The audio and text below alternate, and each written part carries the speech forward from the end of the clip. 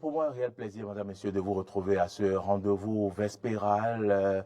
Bienvenue à toutes et à tous. Voici le sommaire de cette édition. L'Association des commissions des finances des parlements des pays de l'Afrique de l'Ouest, WAPAC, tient depuis hier à Cotonou sa 9e conférence et assemblée générale. Le point dans cette édition. Le professeur agrégé d'études cinématographiques révèle le Bénin à l'Université d'État de New York à Purchase, aux États-Unis, à travers un projet dont nous parlerons dans ce journal. Puis sur le continent, 1500 boulangeries tunisiennes bannies du marché à cause de l'achat de farine subventionnée. C'est tout pour le sommaire. Vous gardez votre position pour ce journal.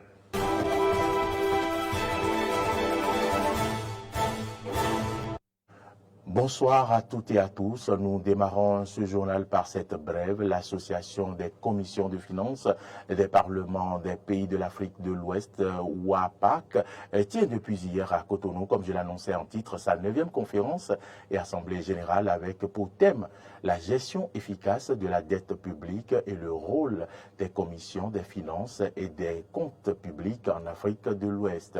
C'est le premier vice-président de l'Assemblée nationale, l'honorable Barthélémy Kassa, représentant le président de l'Assemblée nationale, qui a présidé l'ouverture des travaux.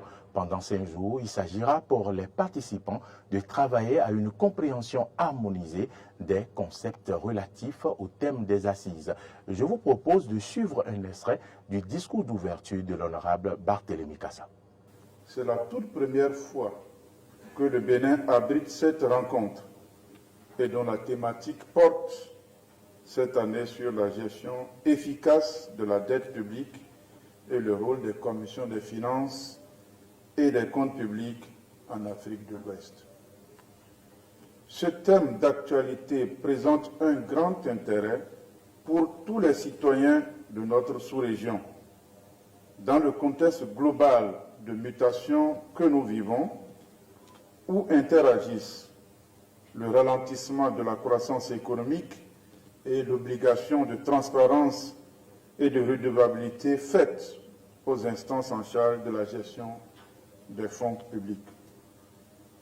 La présente rencontre se veut donc un creuset d'échanges de haut niveau entre les parlementaires de la sous-région, les représentants des personnels parlementaires et des experts mobilisés à cet effet.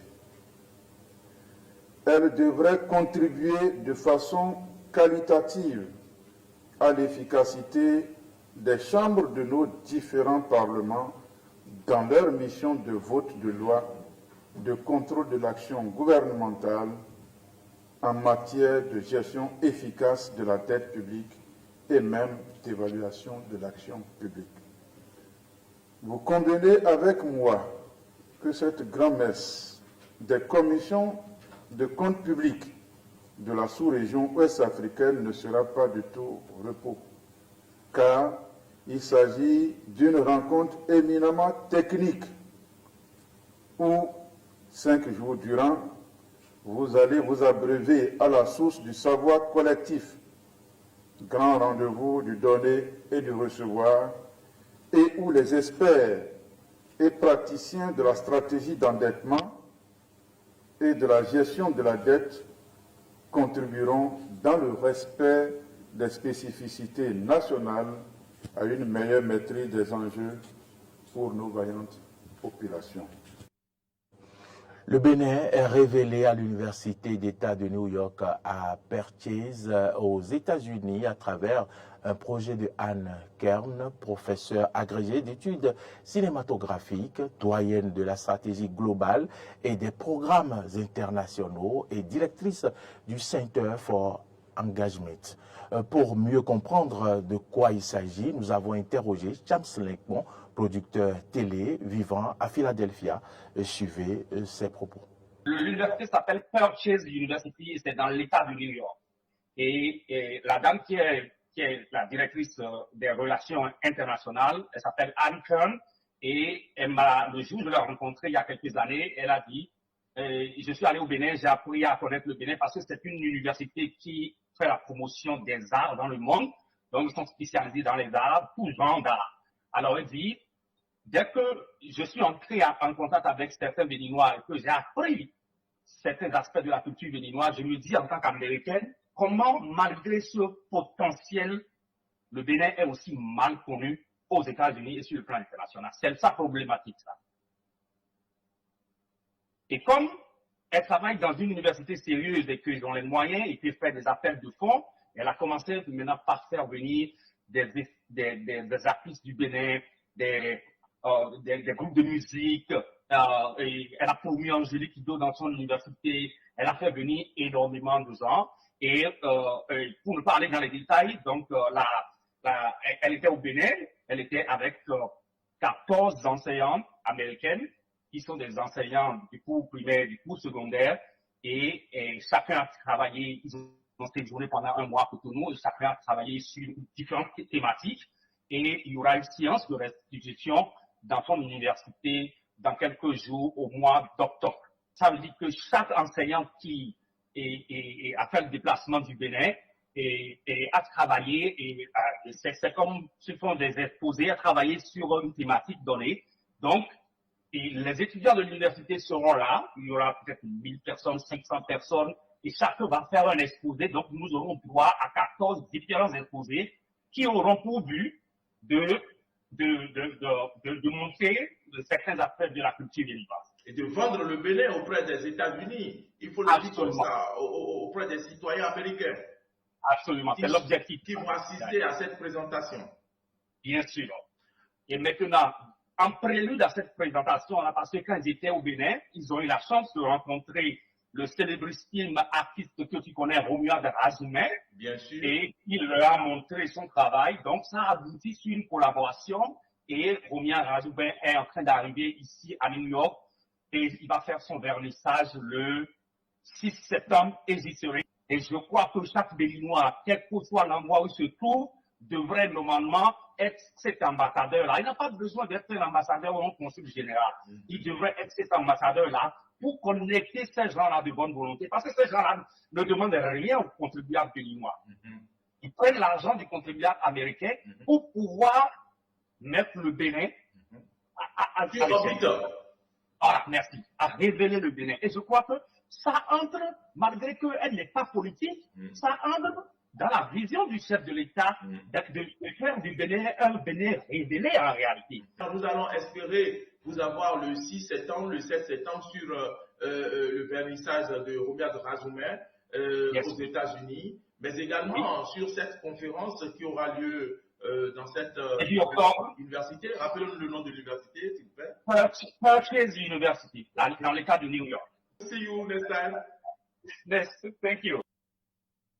Autre information dans ce journal, la fondation Le Municipal a mis sur pied un club presse local. Objectif, mettre à la disposition des professionnels, des médias et des acteurs de la société civile des informations crédibles dans le domaine de la décentralisation. Arthur Ruendo pour le compte rendu. La décentralisation a ses réalités. Des réalités que Franck Kenevor compte disséquer à travers le club de la presse locale, qui n'est rien d'autre qu'un creuset propice au décryptage des grandes tendances de l'actualité du secteur de la décentralisation au Bénin. Nous avons mis en place ce cadre pour que régulièrement on puisse se voir entre journalistes et experts des questions de décentralisation, entre journalistes et aussi les acteurs, comme je l'ai dit tantôt, que ce soit les acteurs politiques, les élus, les maires, les chefs d'arrondissement, les présidents de commission. Il y a beaucoup de choses que ces personnes-là peuvent expliquer aux journalistes. Et aussi du côté des cadres de l'administration territoriale, il y a beaucoup de choses qu'on doit apprendre de la vie quotidienne de nos collectivités territoriales. Le gouvernement réitère son engagement et sa détermination à jouer pleinement sa partition dans ce secteur. Je voudrais vous réitérer la détermination du gouvernement à jouer pleinement sa partition afin de consolider les collectivités territoriales et favoriser leur épanouissement par l'exercice des compétences à être dévolues Le représentant de l'ambassade de l'Allemagne n'est pas un novice dans la presse. Il salue d'ailleurs l'initiative de création du club de la presse locale. Moi-même, j'ai commencé ma vie professionnelle dans une presse locale à côté de Francfort sur le Mer en Allemagne. Donc, je connais très bien l'importance de presse locale. Je veux vous saluer encore une fois pour le bon travail et je vous souhaite une bonne chance à l'avenir au sein de la presse locale au Bénin. L'autre objectif de cette initiative de la Fondation Le Municipal est de mettre à la disposition des professionnels des médias et des acteurs de la société civile des informations crédibles sur l'actualité de la décentralisation. Dans moins d'un mois, écoliers et élèves vont reprendre le chemin des classes. Mais la crise économique généralisée qui bat son plein dicte sa loi aux parents d'élèves au Bénin, au point où ils se rendent timidement vers les stands de vente de fournitures scolaires qui commencent à s'installer. Arthur Wendo a visité quelques stands. Papa m'a acheté ça, je suis contente. Oui, Marlène est contente. Son père lui a acheté un joli sac. Avec ce sac, Marlène fera la maternelle cette année. Tout comme le père de Marlène, ils sont nombreux à ne pas attendre les dernières heures. Je commence déjà par préparer la rentrée parce que c'est dans moins d'un mois. Donc je préfère m'y prendre tôt pour ne pas avoir stressé à la dernière minute. J'ai été à l'école, j'ai demandé la liste et puis voilà, elle est déjà disponible. Je viens prendre des livres, des cahiers, enfin tout ce qu'il y a comme fourniture scolaire, quoi. Il faut qu'on commence à acheter les choses un peu pour ne pas être trop surpris par le temps. C'est pour cela que je suis là. C'est pour venir acheter les fournitures scolaires, des cahiers, des livres. Du côté des vendeurs de fournitures scolaires, l'affluence n'est pas encore au rendez-vous. La vente est timide et pour ces quelques personnes qui viennent, ils se dirigent vers le stand des cahiers. Les gens viennent ici, mais pas... Bon, il y a d'autres personnes qui viennent ici acheter, mais ils ne sont pas encore sortis comme... C'est-à-dire on ne sent pas qui est à la rentrée, quoi. La vente est un peu timide. Parmi eux, ils achètent des cahiers, des sacs, mais par rapport aux ventes, on voit qu'ils achètent plus de cahiers que les autres fournitures. Il faut rappeler que la pré-rentrée scolaire est prévue pour la semaine du lundi 11 septembre 2023 au mercredi 15 septembre 2023 dans tous les établissements publics et privés des enseignements maternels, primaires, secondaires générales, secondaires techniques et de la formation professionnelle selon le calendrier de l'année scolaire 2023-2024. Hors du Bénin, une manifestation en soutien aux nouvelles autorités nigériennes a eu lieu à Niamey hier, cela dans le contexte de la rencontre entre la CEDEAO et les militaires qui s'est tenue samedi. Je vous invite à suivre le reportage de nos confrères de RT.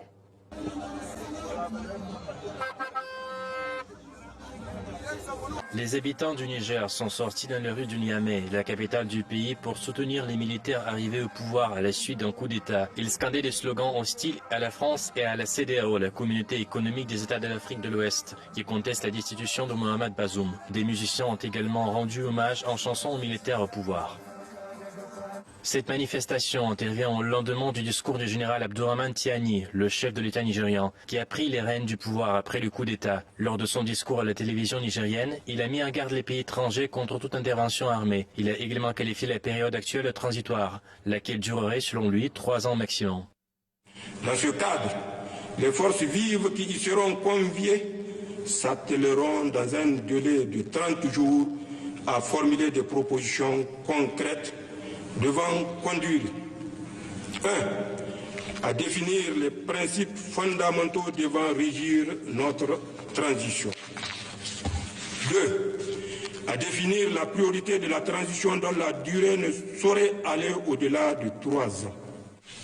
Je affirme ici que notre ambition n'est pas de confisquer le pouvoir. Je réaffirme aussi notre disponibilité à tout dialogue pour autant qu'il tienne compte des orientations voulues par le peuple nigérien, fier et résilient. Cette déclaration fait suite à l'arrivée de la délégation de la CEDEAO au Niger. La CEDEAO exige la libération et le retour au pouvoir du président déchu Bazoum, qui a par ailleurs participé en personne aux négociations. C'est la première fois qu'il a pu s'entretenir avec la CEDEAO, une visite attendue depuis presque un mois par l'organisation. D'après la source Associated Press, les négociations n'ont pas été concluantes et n'ont pas permis d'y voir plus clair pour l'avenir. Le contenu des échanges n'a pas été dévoilé à ce jour. Cette rencontre a eu lieu sur fond de menace d'une intervention militaire au Niger de la part de la CEDEAO. Lors de la dernière réunion au Ghana, la CEDEAO a déterminé le jour exact de cette intervention, si toutefois elle devait avoir lieu. Nous sommes prêts à intervenir dès que l'ordre sera donné. Le jour de l'intervention a aussi été fixé, ce que nous n'allons pas divulguer. À ce jour, on ne sait pas si d'autres mesures ont été prévues pour tenter une résolution pacifique du conflit. Rappelons que dans le passé, depuis 1990, les troupes de la CEDEAO sont intervenues dans d'autres situations d'urgence, notamment au cours des guerres civiles au Libéria et en Sierra Leone. Je l'ai annoncé en titre, en Tunisie, 1500 boulangeries tunisiennes bannies du marché à cause de l'achat de farine subventionnée. Suivez les détails. La crise liée à la pénurie de pain se poursuit en Tunisie. Les files d'attente s'allongent devant les boulangeries tunisiennes. Les médias locaux font état de l'arrestation du dénommé Mohamed Bouanan, président de la chambre syndicale des propriétaires de boulangeries, lequel est en garde à vue depuis le 17 août, pour suspicion de monopole et de spéculation avec des denrées alimentaires subventionnées. Les citoyens ont pris la parole.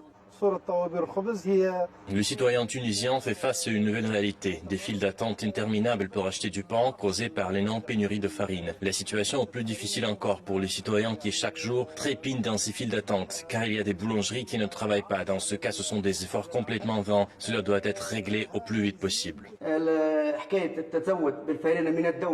En tant que propriétaire d'une boulangerie, je reçois la farine de l'État comme avant. Mais la pression à laquelle on est confronté cet été est liée à l'explosion de la demande de pain. Nous demandons à l'État d'attribuer de nouvelles licences aux boulangeries officielles. Vu les taux du pourcentage de manque de pain en Tunisie qui résulte de l'insuffisance de contrôle de la part du ministère de Commerce, nous avons demandé, en tant que membre du syndicat, au ministère tunisien du Commerce de renforcer son contrôle économique, mais sans obtenir aucun succès. C'est ce qui provoque aujourd'hui les files d'attente de la population devant les boulangeries et le développement de réseaux alternatifs de distribution de farine dans les rues tunisiennes. Nous exhortons l'État à renforcer sa surveillance et à accorder de nouvelles licences pour ouvrir de nouvelles boulangeries afin de mettre un terme à la pénurie. La situation ne semble pas s'améliorer depuis lors. En effet, certains médias africains considèrent comme responsables des spéculations liées à la pénurie de farine. Madame, Monsieur, c'est ici que se referme ce journal. Toute l'équipe de production et de réalisation avec à sa tête Marcel Yedo vous remercie de nous avoir suivis. L'information, vous le savez, continue sur nos différentes plateformes YouTube, Facebook, Twitter et sur notre site internet www.benin-eden.tv. Mais vous pouvez également nous suivre en téléchargeant notre application Eden TV Diaspora FM sur Play Store ou App Store. Bonne suite de nos programmes et demain, quand il sonnera 8h, retrouvez Ahmed Arepa. Bonsoir.